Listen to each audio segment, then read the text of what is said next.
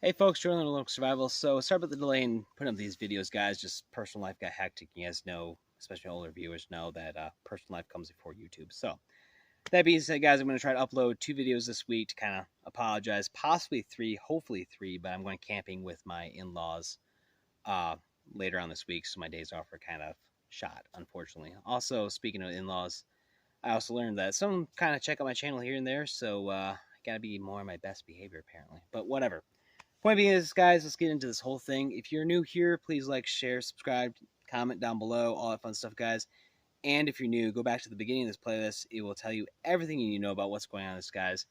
And veterans, listen up, because we were on the final C of the 5 C's of survivability. Again, coined by Dave Canterbury, not me. And that is cordage. Now, cordage, this is not going to be a long video because it's freaking cordage, guys. You're going to do bindings, you're going to lashings, you're going to set up traps with this, you're going to put up ridge lines. Primarily the 4 things you're going to do with cordage in a bushcraft slash survival situation. At least I hope that's what you're doing, listening to some kind of freaky stuff, but whatever, that's you. Now, I have 3 types I usually carry with me, okay? The 3 types, okay?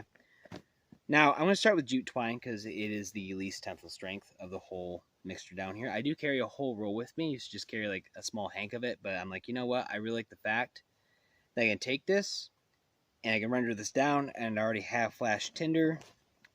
What I do with my example, well, oh, here it is. I can render this down, guys, for flash tinder because obviously I can just use my lighter and catch this on fire. I can use any of these to help me with flammability or my fire making. But in order to save these 2, I'd rather just use this for that primarily. Fire making, that is. And again, you can render this down to these small, fluffy strands, and then you can take that stuff, you can form this into some kind of bird nest, however big you want it to be, depending on what you have. Ferrocene rod, guys, I'd probably go with like $1/2 by maybe a 1/4 inch thick. Seems to work pretty good in most situations. Obviously, if it's raining or snowing out, I'd probably double that up in size. So 1 inch in diameter and say like a 1/2 inch thick, guys, should do you pretty good.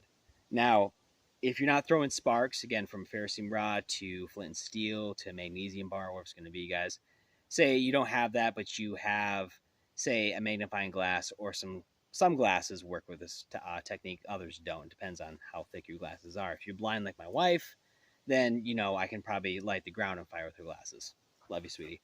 Now, the thing is this, though. In a serious manner, you can take magnifying glass, have this stuff, render it down, roll it up into a tight ball to constrict the oxygen because we're trying to make an ember here, and set that beam of hot collected light onto that pinpoint there, create that ember, put it in a bird's nest, blow it to life, and there you go, get fire. So that's what I like about jute twine. Plus, on top of that, it is more of a sacrificial type cordage in my backpack, if you will. So if it's like temporary stuff like snares or traps, and again, jute twine comes in different diameters, so you can get different tensile strength. This stuff is, I think, rated for 7 or 10 pounds, something like that.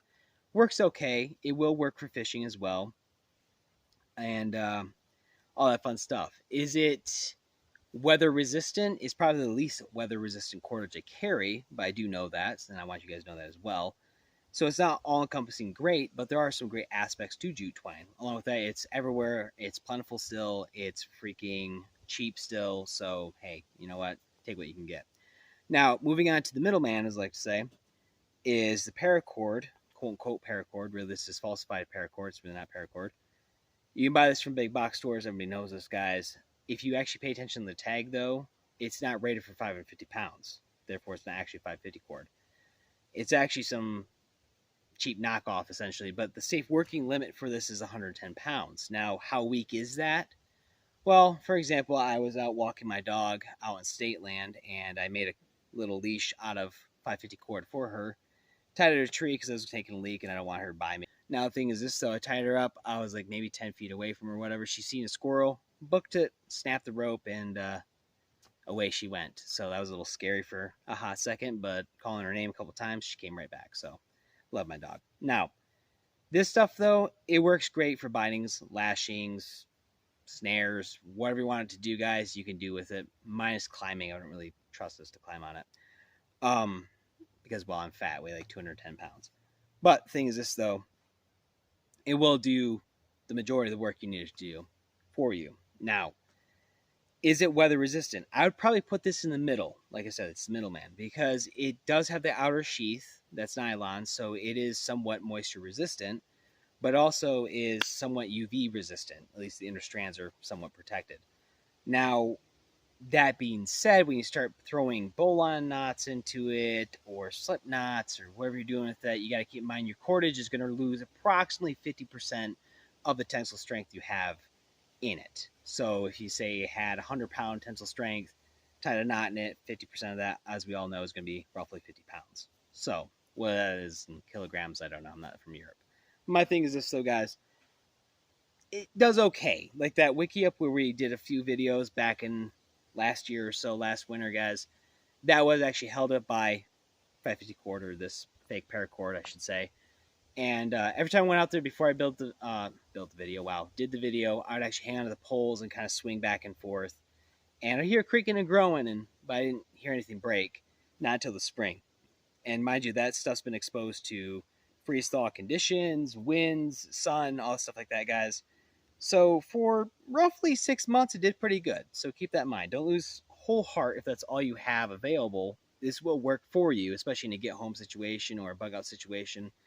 Because mind you, both we're trying to get to better circumstances just with a man-portable system called a backpack or a rucksack or inch bag, whatever you want to call it. I don't really care.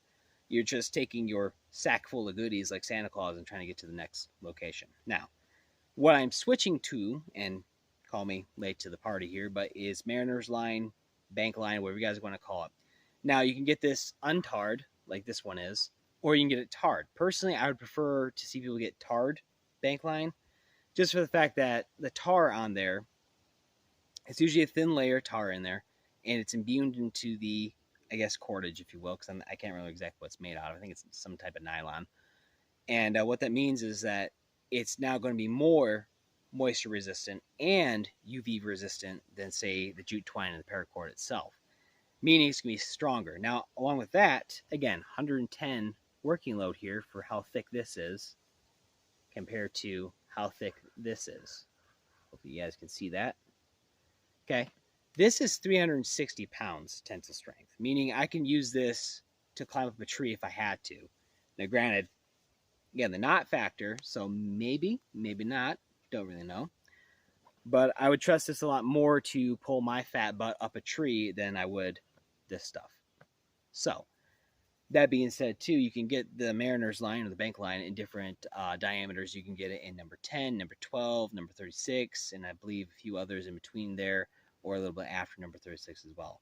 So, guys, that's kind of the cordage I carry. You know, comment down below what you guys carry. Spread the knowledge, spread the love, guys. And as always, stay frosty, prep up. God bless. I'll see you guys in the next one.